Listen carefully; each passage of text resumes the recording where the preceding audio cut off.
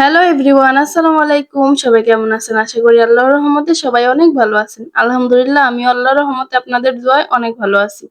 তো আজকে আমি আপনাদের সাথে শেয়ার করব খুবই মজাদার একটি চিকেন টিকিয়া কাবাব রেসিপি। তো এই টিকিয়াটা বানাতে কিন্তু বেশি কোনো মসলার দরকার নেই বা এমন কোনো ঝামেলাও হয় না। জাস্ট ঘরে বুটের ডাল আর কিছুটা চিকেনের পিস থাকলেই কিন্তু হয়ে যায়। তো এটা কিন্তু আপনারা বাসায় হুটহাট করে কোনো মেহমান চলে আসলে খুবই অল্প সময়ে এটা বানিয়ে দিতে পারবেন। তো এই তো এখানে আমি ২ কাপ পরিমাণে বুটের ডাল নিয়ে নিয়েছি। ৪-৫ ঘন্টা আমি এটাকে খুব ভালো করে ভিজিয়ে নিয়েছি। এখন আমি একটা প্যানে দিয়ে দিলাম। তারপরে দিয়ে দিলাম ২ টা এলাচ ফাটিয়ে। তারপরে ৩ টুকরো দারচিনি আর ২ টা তেজপাতা দিয়ে দিব। তারপরে আমি এখানে কিছুটা চিকেনের পিস দিয়ে দিব। হাড় ছাড়া চিকেনের পিস এখানে আমি দিয়ে দিচ্ছি। চেষ্টা করবেন ডালের থেকে যেন চিকেনের পিস কিছুটা বেশি রাখা যায়। তাহলে কিন্তু টিকিয়াটা খেতে খুবই মজা হবে। তো এখানে আমি বেশ কিছুটা পেঁয়াজ কুচি দিয়ে দিলাম। তারপরে দিয়ে দিলাম ভাজা জিরে গুঁড়ো। তারপরে এখানে দিয়ে দিব ১ চামচ রসুন বাটা, ১ চামচ আদা বাটা, সামান্য একটু হলুদের গুঁড়ো, ১ চামচ মরিচের গুঁড়ো। পরিমাণ মতো দিয়ে দিব কিছুটা লবণ। তারপরে ১ চামচ দিয়ে দিব সয়া সস। সয়া সসটা আসলে অপশনাল, আপনারা চাইলে নাও দিতে পারেন। আমার কাছে ছিল, তার জন্য আমি দিয়ে দিয়েছি। তারপরে এটাকে আমি খুব ভালো করে হাত দিয়ে এখন মাখিয়ে নিব।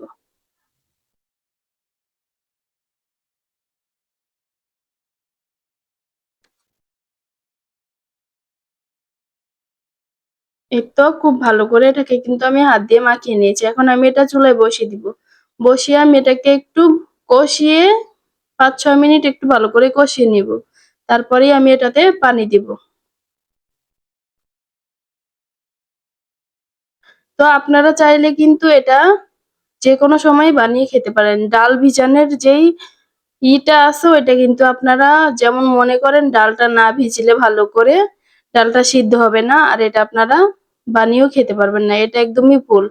ডালটাকে আপনারা যদি ১ ঘন্টাও ভিজিয়ে রাখতে পারেন তাহলে কিন্তু সিদ্ধর সময় যখনই ডালটা সিদ্ধ করবেন তখন এটাতে একটু খাবার সোডা দিয়ে দিলে কিন্তু ডালটা খুব ভালো করে সিদ্ধ হয়ে যাবে। তো যেকোনো সময় আপনারা চাইলে এটা খুবই অল্প সময়ে বানিয়ে খেতে পারবেন।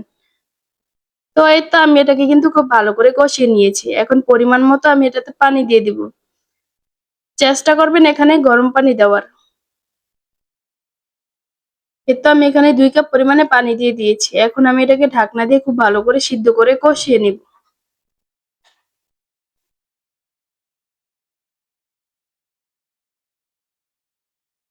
এই তো দেখুন বেশ অনেকটাই কিন্তু আমার এটা কষানো হয়ে গেছে। এমনকি আমার ডালটাও কিন্তু খুব ভালো করে সিদ্ধ করা হয়ে গেছে। মাশাআল্লাহ, ডালটা অনেক ভালো সিদ্ধ হইছে। তো এখানে আমি তেজপাতাগুলো এখন উঠিয়ে নিব। তারপরে এটা আমি বেশ আরো কিছুক্ষণ পানিটা আমি শুকিয়ে নেব আরেকটু।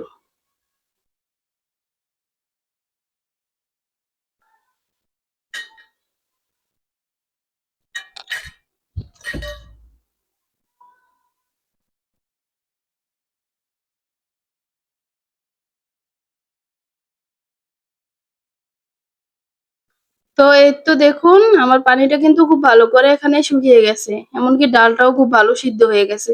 তো এখনই আমি চুলাটা বন্ধ করে দিব। যেহেতু এটা বুটের ডাল, এই অবস্থায় আমি বন্ধ করে দিব। তাহলে একটু কাবাবটা খেতে জুসি, জুসি হবে, খুব মজা হবে। আর যেহেতু বুটের ডাল এটা কিন্তু পানিটা শুকিয়ে যাবে আরো ঠান্ডা হলে। ঠান্ডা হলে অনেকটাই এটা আরো শুকিয়ে আসবে।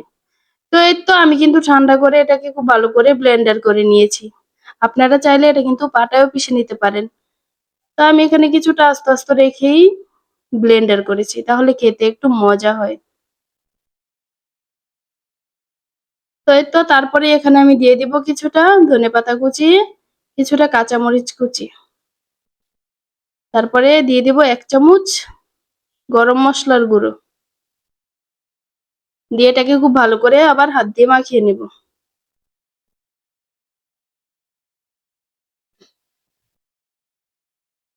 এই তো মাখিয়ে নিলাম। তারপরে এটাতে আমি কিছুটা পরিমাণে এখন ভালো ফ্লেভারের জন্য ঘি দিয়ে দিব।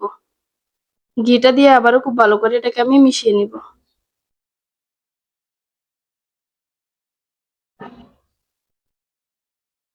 এই তো তারপরে এখানে আমি কিন্তু একটা ডিম দিয়ে দিলাম। আপনারা চাইলে এখানে আপনাদের পরিমাণ অনুযায়ী ডিমটা পছন্দ মতো দিবেন।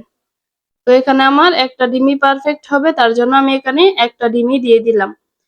এই অবস্থায় আপনাদের যদি ডিমটা দেওয়ার পরে এটা কিছুটা পাতলা মনে হয়, তাহলে কিন্তু আপনারা এখানে ব্রেড ক্রাম্বস দিয়ে দিতে পারেন। তো আমার এখানে কোনো ব্রেড ক্রাম্বস লাগে নাই। আমার এটা এমনিতেই খুব ভালো হয়েছে। তো আমি এখন এটাতে খুব ভালো করে কিমা বানিয়ে নেব। ছোট, ছোট করে টিকিয়া বানিয়ে নিব।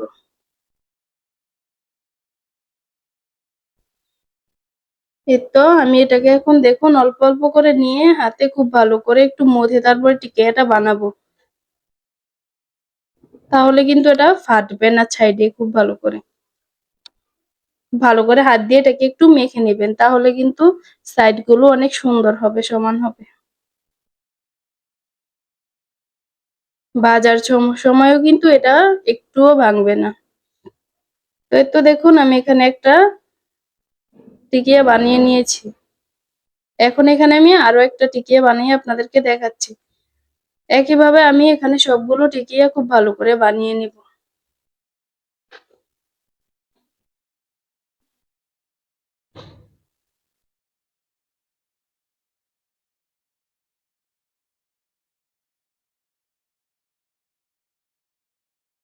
আপনারা কিন্তু এটা বানানোর সময় খুবই সাবধান থাকবেন। খুবই আস্তে, আস্তে বানাবেন। তাহলে টিকিয়াটা খুব ভালো হবে। তো এই তো দেখুন আমি এভাবে কিন্তু সবগুলো টিকিয়া দেখুন মাশাআল্লাহ কত সুন্দর করে বানিয়ে নিয়েছি। তো আপনারা চাইলে কিন্তু এখানে এভাবেই এটাকে ফ্রোজেন করে রাখতে পারবেন। একটা এয়ারটাইট বক্সে করে আমি এখন আপনাদের এটা ফ্রোজেন করে রেখেও দেখাবো। তো এই তো দেখুন আমি একটা এয়ারটাইট বক্সে এটা রেখে দিচ্ছি। আপনারা চাইলে কিন্তু এটা ১ থেকে ৩ মাস পর্যন্ত সংরক্ষণ করে খেতে পারবেন। শুধু ভেজে নেওয়ার আপনার ১৫ থেকে ২০ মিনিট আগে এটা নামিয়ে নিলেই হবে। এই তো আমি এখন এটা ঢাকনা লাগিয়ে খুব ভালো করে এটা আমি ফ্রিজে রেখে দেব। আপনাদের আমি ভেজেও কিছু দেখাবো। তো এখানে আমি কয়েকটা রেখেও দিয়েছি আপনাদেরকে ভেজে দেখাবো। চুলায় একটা প্যান বসিয়ে দিলাম, তাতে আমি পরিমাণ মতো কিছুটা তেল দিয়ে দিব। তেলটা হালকা পরিমাণে গরম হয়ে আসলেই এখানে আমি টিকিয়াগুলো দিয়ে দিব। তেলটা কিন্তু বেশি গরম করা যাবে না, তাহলে কিন্তু টিকিয়াগুলো দেওয়ার সাথে সাথেই আপনার পুড়ে যাবে আর ভাজাটা খুব সুন্দর হবে না আর ভেতরটাও খুব ভালো করে হবে না। তো এই তো আমি সবগুলো টিকিয়া খুব ভালো করে এখন দিয়ে দিচ্ছি।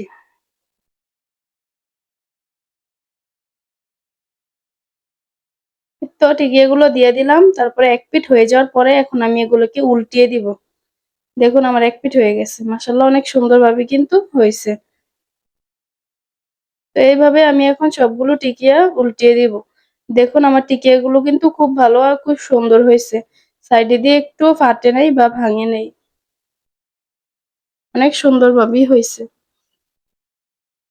তো যারা যারা আমার চ্যানেলে নতুন অবশ্যই আমার ইউটিউব চ্যানেলটাকে সবাই সাবস্ক্রাইব করে দিবেন। আর ভিডিওটা ভালো লাগলে অবশ্যই লাইক, কমেন্ট এন্ড শেয়ার করে দিবেন। আর যদি আপনাদের আরো কোনো নতুন রেসিপি লাগে অবশ্যই কমেন্টস করে জানাবেন। আমি আপনাদের নতুন কোনো রেসিপি দেওয়ার চেষ্টা করব ইনশাআল্লাহ। তো এই তো আমি উল্টা পিঠও কিন্তু খুব ভালো করে ভেজে নিচ্ছি। ২ পাশটাই খুব ভালো করে আমি ভেজে নিচ্ছি। চুলার আঁচ একদমই বাড়ানো যাবে না। একদম হাই টু লো এর মাঝামাঝি রেখে এটাকে ভাজতে হবে। এই তো দেখুন আমার কাবাবগুলো কিন্তু মাশাআল্লাহ খুব ভালো হয়ে গেছে। এখন আমি নামিয়ে নিব। মাশাআল্লাহ, মাশাআল্লাহ খেতেও কিন্তু আলহামদুলিল্লাহ অনেক ভালো মজা হইছে। তো আপনারা কিন্তু বাসায় অবশ্যই একবার হলেও এটা ট্রাই করে দেখবেন। আর আমাকে কমেন্টসে অবশ্যই জানাবেন যে ভিডিওটা আপনাদের কাছে কেমন লাগছে।